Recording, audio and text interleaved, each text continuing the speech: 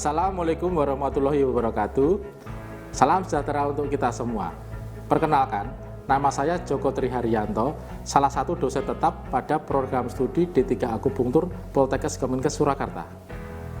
Sebagai dosen, saya memiliki kewajiban untuk melaksanakan Tridharma perguruan tinggi, yaitu pengajaran, penelitian, dan pengabdian kepada masyarakat. Adapun teknik pengajaran yang akan saya lakukan dengan menggunakan metode DIE, yaitu Delivery, Interaction, dan Assessment. Teknik delivery yang akan saya lakukan yaitu dengan cara mengunggah materi ke dalam platform Soleta, kemudian mahasiswa diminta untuk mendownload dan mempelajari materi tersebut dengan tujuan supaya mahasiswa punya kesiapan secara kognitif untuk menerima materi tersebut. Teknik interaction yaitu dengan cara melakukan pembelajaran tatap muka di kelas meliputi ceramah, diskusi, dan tanya jawab. Teknik assessment yaitu dengan memberikan tugas kepada mahasiswa secara terstruktur dan melakukan evaluasi untuk mengukur kemampuan mahasiswa dalam menerima pembelajaran secara objektif. Pada kesempatan ini, saya akan memaparkan salah satu mata kuliah yang saya bawakan, yaitu Kebutuhan Dasar Manusia. Mata kuliah Kebutuhan Dasar Manusia merupakan mata kuliah wajib pada Prodi D3 Akupunktur semester 2 dengan bobot 2 SKS, yaitu 1 SKS teori dan 1 SKS praktek. Mata kuliah ini menguraikan tentang kebutuhan dasar manusia dalam kondisi gangguan, serta upaya untuk memenuhi kebutuhan dasar dengan pendekatan asuhan akupunktur. Tujuan dari mata kuliah ini, mahasiswa dapat mengetahui, memahami, menguasai, dan mampu mengimplementasikan teori, konsep, dan prinsip keterampilan dasar dalam pemenuhan kebutuhan dasar manusia untuk mencapai tujuan keberhasilan asuhan akupunktur dan pasien secara efektif, efisien, dan ekonomis. Mahasiswa diharapkan memahami proses pemecahan masalah dengan membuat keputusan klinik yang tepat. Selanjutnya, materi akan disampaikan dalam 14 kali pertemuan, tidak termasuk UTS dan UAS. Adapun materi kebutuhan dasar manusia meliputi konsep dasar manusia menurut teori Maslow, pemenuhan kebutuhan dasar istirahat dan tidur, pemenuhan kebutuhan dasar nutrisi, pemenuhan kebutuhan dasar eliminasi, pemenuhan kebutuhan dasar oksigenasi, pemenuhan kebutuhan cairan dan elektrolit, pemenuhan kebutuhan rasa aman dan nyaman, pemenuhan kebutuhan rasa aman dan nyaman nyeri, pemenuhan kebutuhan aktivitas dan latihan, implementasi anamnese, implementasi pemeriksaan fisik dan pada pasien, mampu menguasai penguraian tanda vital, dan konsep kehilangan. Penilaian pembelajaran berupa tugas dengan bobot 30%, UTS dengan bobot 30%, dan UAS dengan bobot 40%. Selanjutnya, melaksanakan UTS dan UAS dengan menggunakan media CBT yang dipasang pada platform Soleta, dan hasil penilaiannya akan dikomunikasikan kepada mahasiswa dengan bentuk tabel rangkuman melalui grup WA. Jika ada mahasiswa yang nilainya kurang baik, kami akan memberikan kesempatan kepada mereka untuk meningkatkan atau memperbaiki nilainya sesuai dengan jadwal yang telah ditetapkan oleh program studi D3 Akupunktur sesuai dengan kalender akademik. Selama melaksanakan pembelajaran, saya selalu membuat rencana pembelajaran semester yang menjadi acuan jumlah sesi dan pertemuan, yakni agenda di awal perkuliahan. Kami akan menggunakan media ajar berupa slide presentasi yang akan ditayangkan pada saat proses perkuliahan. Hasil penelitian yang saya lakukan telah saya integrasikan ke dalam RPS Kebutuhan Dasar Manusia dan dimasukkan ke dalam bahan pembelajaran yang dikembangkan sebagai bahan ajar. Selanjutnya, saya akan menampilkan proses pembelajaran yang saya lakukan di kelas dengan micro teaching secara luring, yaitu tentang pemenuhan kebutuhan rasa aman dan nyaman dengan subtema nyeri. Selamat menyaksikan. Ya, selamat pagi. Assalamualaikum warahmatullahi wabarakatuh. Waalaikumsalam warahmatullahi wabarakatuh. Ya, salam sejahtera untuk kita semua. Puji syukur kehadirat Tuhan, kita bisa ketemu kembali dalam perkuliahan hari ini dalam keadaan yang sehat. Nah, sebelum kita mulai pembelajaran ini, marilah kita berdoa ya, supaya kita diberkati dan mendapatkan hikmat supaya kita bisa menangkap pelajaran hari ini dan bisa bermanfaat. Mari kita berdoa menurut agama dan kepercayaan masing-masing. Berdoa dimulai. Ya, cukup. Ya, apa kabarnya hari ini? Baik, luar biasa. Ya, kita bertemu kembali pada hari ini. Kita akan melanjutkan mata kuliah Kebutuhan Dasar Manusia. Nah, dalam hal ini kita akan membahas tentang materi pemenuhan kebutuhan rasa nyaman. Saudara sekalian, apakah sudah melakukan absensi di Soleta? Sudah. Kemarin sebelum perkuliahan ini saya sudah mengupload materi, apakah materinya sudah di-download semuanya? Sudah. Sudah dibaca ya? Sudah. Nah, maka kita akan dapat belajar dengan lebih baik karena Anda sudah membaca terlebih dahulu. Nah, kita mulai. Nah, ini pertanyaan yang harus kita jawab bersama-sama. Apakah alasannya? Sebenarnya alasan apa yang mengharuskan orang itu datang ke pelayanan kesehatan? Kamu pernah ke pelayanan kesehatan? Pernah ke rumah sakit? Darurat gitu? Apa yang dirasakan ketika ke rumah sakit? Sakit ya? Rasanya mungkin sakit ya, tidak tertahankan gitu ya? Ya. Ini alasan orang datang ke rumah sakit. Biasanya dia merasakan nyeri. Semua pernah merasakan nyeri ya? Nah, di sini kita akan bahas. Nah, sebenarnya apa sih nyeri itu? Jadi kan karena semua sudah merasakan rasanya nyeri, sakit. Tentunya Anda bisa mengungkapkan. Sebenarnya nyeri itu apa? Ya, siapa yang bisa mengungkapkan? Coba siapa? Ya, Mbak Cai, silakan. Ya. Izin menjawab, Pak. Menurut saya nyeri itu rasa yang tidak nyaman yang dirasakan oleh tubuh. Ya, bagus ya. Tadi jawabannya cukup bagus. Ada lagi? Saya, Pak. Ya. Menurut saya nyeri itu dirasakan itu sangat tidak nyaman dan tidak menyenangkan gitu. Ya, bagus ya. Semua karena nyeri itu kan sifatnya individual. Jadi sama masing-masing orang pasti berbeda tentang pengalaman nyeri itu.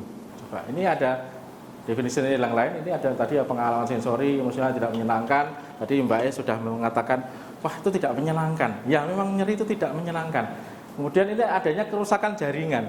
Biasanya diawali dengan trauma, kemudian timbul sensori yang tidak menyenangkan. Secara umum, nyeri adalah sebagai apapun yang menyakitkan tubuh, yang dikatakan individu yang mengalaminya, yang ada kapanpun individu mengatakannya. Jadi hanya individu tersebut yang bisa mengatakan dan menyatakannya. Jadi artinya adalah individual gitu ya. Jadi nyeri itu sifatnya adalah pribadi. Kemudian dari sisi terapis itu bisa mengkaji nyeri itu dari respon individu. Jadi ini bisa dilihat dari perubahan fisiologis dan tingkah laku. Biasanya orang nyeri itu kan rasanya gimana? Biasanya keringet dingin keluar semua gitu. Kemudian ada ekspresi meringis gitu ya. Gitu. Itu kan orang kita bisa lihat, wah itu berarti dia kesakitan gitu. Tapi seberapa kesakitannya itu enggak tahu gitu. Seberapa dia merasakan kesakitan itu gitu. Jadi yang terapis tahu hanya dari pernyataan klien yang sifatnya adalah subjektif. Nah, kemudian nyeri itu merupakan mekanisme pertahanan fisiologis. Artinya nyeri itu adalah pertahanan seseorang yang sebenarnya adalah normal. Karena kalau tidak ada rasa nyeri, mungkin tubuh ini akan mengalami bahaya gitu ya. Misalkan ya. Orang merasakan nyeri ketika ada sengatan panas gitu ya, kena panas, itu respon yang fisiologis. Karena kalau kita tidak merasakan nyeri ini, tubuh ini akan terkena panas dan akhirnya jaringannya hancur gitu ya. Langsung dalam gitu. Nah, makanya begitu kita merasakan nyeri, kita narik, itu artinya pertahanan secara fisiologis normal. Jadi ini salah satu cara supaya orang itu memahami bahwa nyeri itu adalah tidak selamanya negatif. Nah, nyeri itu adalah sesuatu yang positif. Ini karena apa? Mekanisme pertahanan diri. Kemudian ambang nyeri itu stimulus yang paling kecil yang akan menimbulkan nyeri. Misalkan stimulus yang paling kecil, toleransi Anda terhadap nyeri itu seberapa? Ambangnya seberapa? Misalkan gini, Anda terkena cubitan sedikit, Anda biasa saja. Mungkin lebih keras lebih dulu, wah, aduh. Nah, itu baru namanya ambang nyeri. Berarti stimulus yang paling kecil yang Anda itu langsung mempersepsikan itu nyeri. Nah, toleransi nyeri, intensitas maksimum atau durasi nyeri yang individu ingin dapat dipertahankan. Jadi maksimalnya seberapa ya? Mungkin ya sebenarnya ini sakit sih. Tapi mungkin sampai kalau gini baru dia merasakan, waduh, gitu ya. Itu berarti toleransinya sampai seberapa maksimalnya. Kalau ambang tadi kan stimulus yang paling kecil. yang bisa menimbulkan nyeri. Oke, lanjut. Nah, ini fisiologi nyeri. Ini ada 3 komponen di fisiologi nyeri. Ada resepsi, ada persepsi, ada reaksi. Nah, ini resepsi itu proses perjalanan nyeri. Kemudian persepsi itu kesadaran seseorang terhadap nyeri. Kemudian reaksi itu respon yang timbul oleh karena ada nyeri itu. Namun dari persepsi itu, jadi perjalanan nyeri itu ada faktor-faktor yang mengganggu ya. Ada faktor-faktor penghambat. Di antaranya adalah trauma. Kemudian ada obat-obatan yang juga bisa menghambat persepsi nyeri. Kemudian ada juga pertumbuhan tumor dan gangguan metabolik. Gangguan metabolik seperti kalau Anda lihat orang yang terkena penyakit diabetes. Orang terkena penyakit diabetes itu kan ada sebagian tubuh yang kebas. Ya. Kebas itu kan artinya kan sarafnya sudah mulai rusak. Ya, itu yang bisa mengganggu. Di sini ada teori namanya teori gate control, jadi mengontrol pintu gitu ya istilahnya. Nah, di teori ini dijelaskan bahwa substansi gelatinosa yang ada pada bagian ujung dorsal serabut saraf spinal cord mempunyai peran sebagai pintu gerbang. Jadi di situ ada sistem pintu gerbang. Mekanisme gelatinosa dapat memodifikasi, merubah sensasi nyeri yang datang sebelum mereka sampai di korteks. Jadi pintu gerbang ini bisa membuka, ya, bisa membuka, bisa menutup. Ketika itu pintu ditutup, artinya nyeri itu diblok. Jadi begitu mandek di sini, ini tidak sampai ke otak. Jadi walaupun ada ada trauma atau ada stimulus, tetapi kalau tidak dipersepsikan di otak, itu nggak akan terasa sakit gitu ya. Itu yang biasanya diperankan oleh beberapa ini ya teknik untuk manajemen nyeri yang bisa dipakai itu. Bisa menggunakan obat, farmakologi, bisa menggunakan non farmakologi. Ya kalau cara kerjanya sistem misalkan analgesik itu obat-obatan itu yang misalkan ada paracetamol, ada asam fenamat dan sebagainya itu ya dia memblok ini, diblok. Sehingga ini bisa diantisipasi supaya nyeri itu enggak dipersepsikan di otak. Nah, ini perbedaan karakteristik nyeri akut dan kronik. Ya, ini mungkin Anda perhatikan. Ini kalau itu nyeri akut. Akut itu artinya nyeri yang mendadak gitu ya. Lamanya dalam hitungan menit. Ditandai dengan peningkatan tekanan darah, nadi dan respirasi.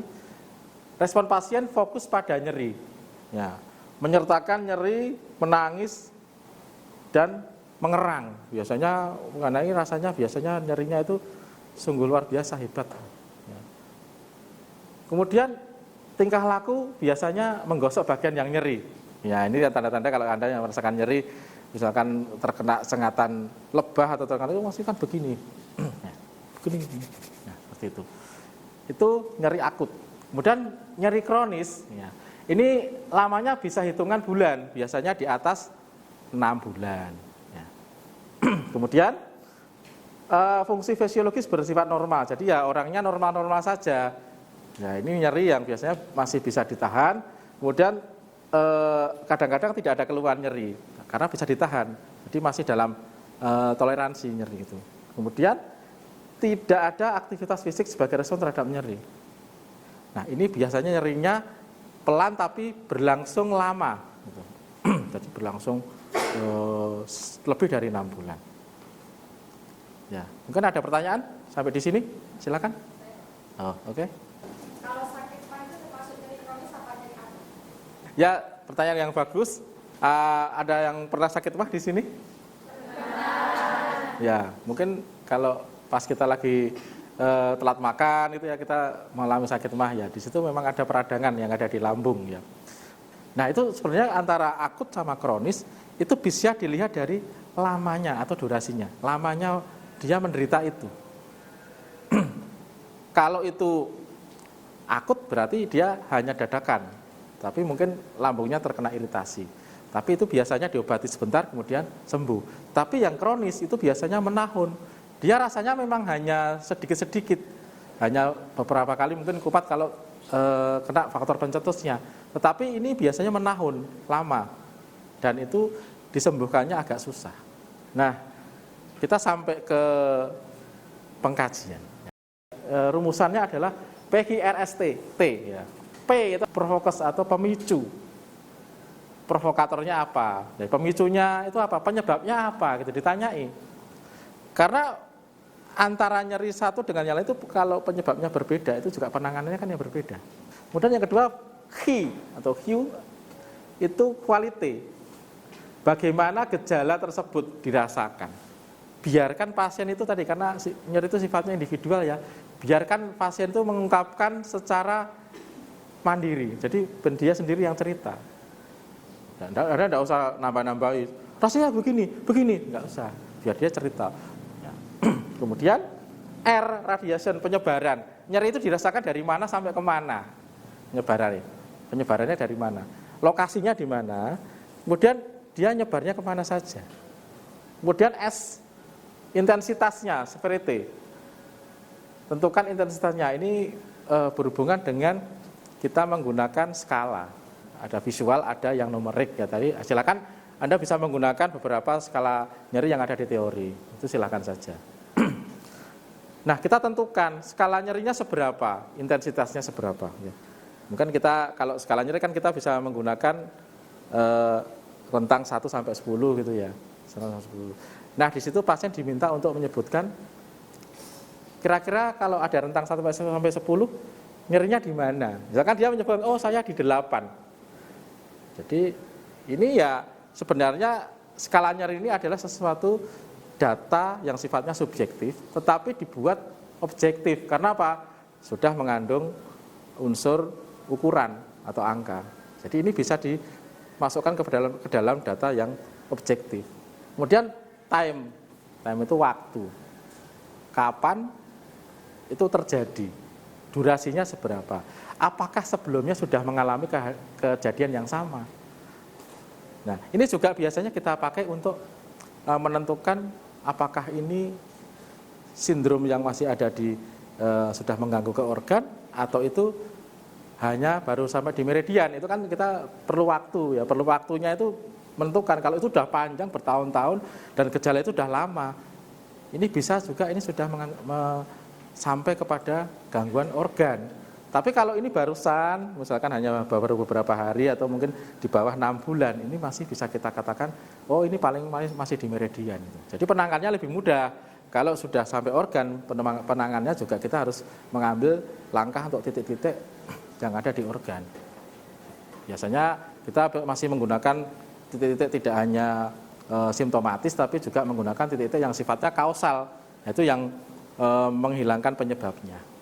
Kemudian yang terakhir ini treatment, penanganan. Ya, ini penanganan tadi kan melihat dari PQRST tadi. Baru kita akan bisa menentukan penanganannya seperti apa. Ya. Kemudian kita juga mengkaji apakah pasien itu sudah mengalami penanganan sebelumnya. Nah, ini manajemen nyeri. Ada farmakologi, tentunya menggunakan obat-obatan. Tetapi mungkin kita dari pengobatan ini tidak bisa dilakukan dalam waktu panjang. Karena apa? Kenapa tidak bisa dilakukan secara panjang? Efeknya apa kalau minum obat terus efeknya apa? Tahu? Ya, kerusakan ginjal. Ya, itu yang tidak bisa ditahan. Pengobatan non farmakologi. Sentuhan terapeutik. Sentuhan terapeutik itu mungkin ini menggunakan pemindahan energi gitu ya. Memang ini agak berbeda dengan pengobatan secara medis gitu ya. Kemudian ada guide imagery. Ini pasien diminta untuk membayangkan sesuatu yang indah. Nah, ketika mengalami nyeri kemudian disuruh membayangkan hal-hal yang indah, misalkan membayangkan ke tempat pegunungan dengan pemandangan yang indah, dibawa ke situ dengan bimbingan gitu ya. Jadi ada kita sebagai guide-nya. Kemudian teknik distraksi. Distraksi itu alih perhatian.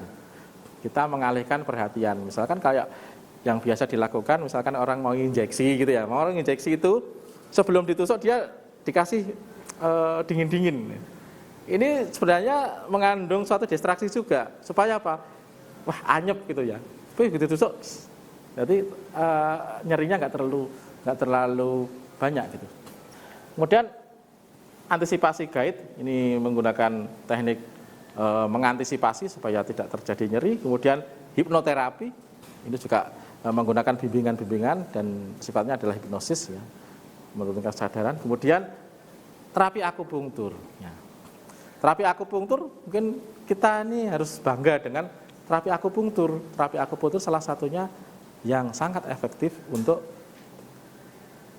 memenuhi kebutuhan rasa nyaman nyeri gitu ya. Menurunkan nyerinya lebih cepat. Jadi ini sudah terbukti melalui penelitian-penelitian dan saya juga pernah melakukan penelitian ini. Ini penelitian saya ini.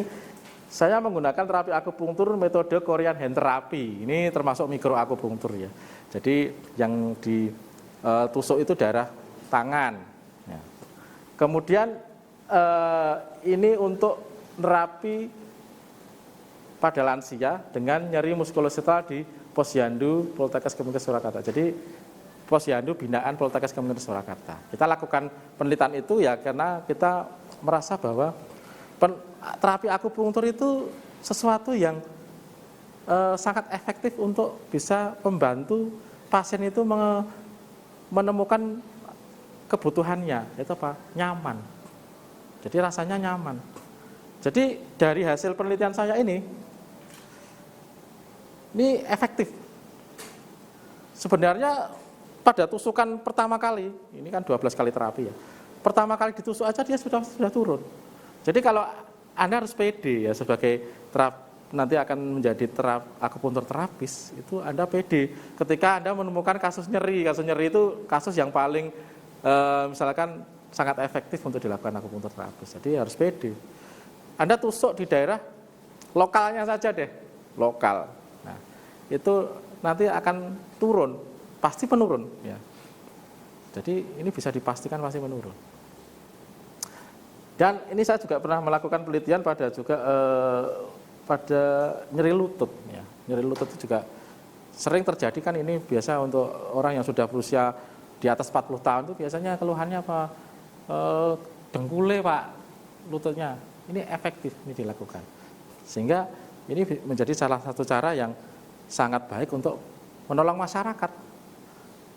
Ini saya juga aplikasikan penelitian saya ini pada pengabdian kepada masyarakat. Ini judulnya pemberdayaan keluarga untuk mengurangi gejala nyeri muskuloskeletal pada lansia di Desa Kesmoyoso, Kemplak, Boyolali. Jadi di sini kita tidak hanya melakukan tindakan secara kuratif, kita yang melakukan, tapi kita juga melakukan tindakan secara promotif dan preventif.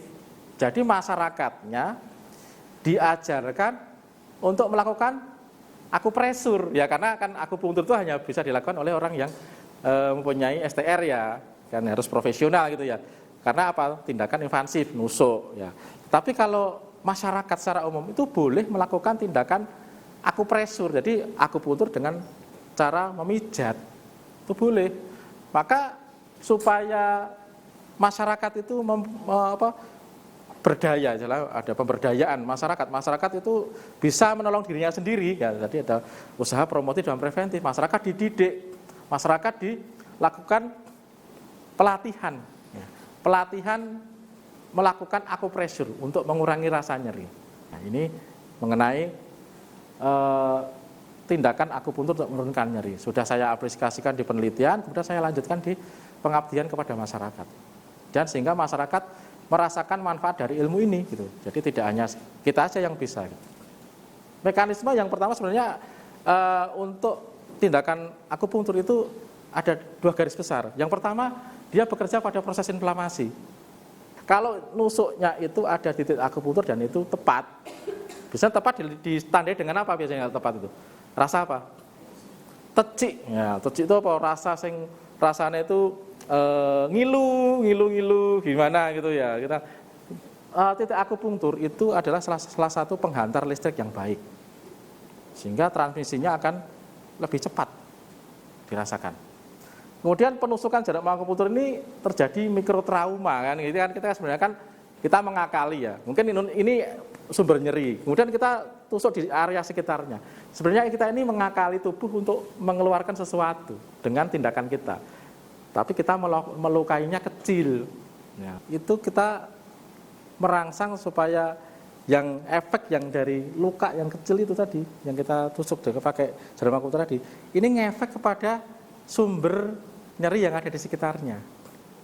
Ya, kalau ini tadi dia mengeluarkan hormon-hormon atau mengeluarkan zat-zat kimia bradikinin dan prostaglandin, itu kan bisa merangsang terjadinya vasodilatasi dan peningkatan permeabilitas kapiler. Jadi pembuluh darahnya melebar, permeabilitas kapiler meningkat, sehingga pasokan nutrisi, pasokan oksigen dan juga zat-zat fagosit tadi itu bisa ke situ. Dan itu ngefek kepada daerah area nyeri yang ada. Ini dari satu sisi, dari satu proses inflamasi. Kemudian ada proses selanjutnya, proses analgesi. Ya, proses analgesi ya. Di sini stimulasi saraf dengan diameter kecil tadi dari jarum akupunktur ini ditusukkan ke jaringan otot, kemudian terjadi reaksi pengiriman pesan dari impuls saraf ke medula spinalis. Jadi merangsang supaya ada pengiriman pesan ke medula spinalis. Nah, diteruskan dari impuls saraf diteruskan ke medula spinalis, kemudian melalui mesencefalon, kemudian kompleks pituitari, hipotalamus. Ini rangsangan ke area tersebut dapat melepaskan hormon-hormon neurotransmitter. Di antara di sini adalah endorfin dan monoamin. Sehingga diharapkan ya dari hormon ini tadi kan tadi endorfin itu, khususnya endorfin itu bisa menghambat pesan nyeri yang datang. Jadi menutup gerbang gitu ya. Sehingga bisa menutup gerbang. Jadi ini ada dua proses yang ada di sini. Nah, dari penjelasan tadi apakah saudara-saudara sudah jelas? Jelas. Nah, kalau sudah jelas, nah ini ya, nanti akan saya berikan penugasan. Apa sih penugasan? Ya, yang pertama carilah kasus nyeri otot yang ada di lingkungan tempat tinggalmu. Misalkan ya ini lingkungan keluargamu, ada bapaknya, ada ibunya, silakan dipakai untuk contoh kasus. Kemudian lakukan pengkajian dengan metode PQRST dan pemeriksaan skala nyeri, dan kemudian juga 4 tata cara pemeriksaan. Jadi digabung pemeriksaan secara TCM dan juga pemeriksaan secara nyeri secara konvensional. Kemudian lakukan tindakan akupresur ya, karena berhubung Anda sebelum memiliki STR, silakan menggunakan teknik akupresur pada titik-titik akupunktur di sekitar nyeri itu. Kemudian lakukan evaluasi perubahan yang terjadi, bandingkan skala nyeri sebelum dilakukan terapi dan sesudah. Nanti ada perbedaan apa enggak, ada penurunan apa tidak. Kemudian jelaskan atau uraikan mekanisme dan dari tindakan tersebut terhadap perubahan yang ada. Anda menggunakan tadi mekanisme yang sudah saya sampaikan untuk melakukan justifikasi terhadap tindakan apa yang sudah Anda lakukan. Kemudian silakan kumpulkan tugas melalui aplikasi Soleta. Dari sini ada pertanyaan? Ya, silakan. Untuk kumpulan tugasnya terakhir kapan Mas? Baik, ya. Ini dikumpulkan di Soleta, nanti terakhir tugas itu dikumpulkan 1 minggu. Ya, kira-kira tanggal 18 Juni ya. Silakan dikumpulkan. Nanti saya batasi sampai waktu jam 23. Setelah itu aplikasi atau sistem akan tertutup jika Anda tidak bisa mengumpulkan. Jadi tolong dikumpulkan sebelum tanggal dan jam tersebut. Nah, silakan dikerjakan secara individu. Ya, karena itu nanti akan menjadi salah satu nilai tugas. Ya. Baik, masih ada lagi pertanyaan? Sudah tidak ada? Cukup? Oke. Baik, terima kasih atas perhatian saudara-saudara semua. Untuk kuliah hari ini kita akhiri dulu. Saya ucapkan terima kasih. Selamat siang. Assalamualaikum warahmatullahi wabarakatuh.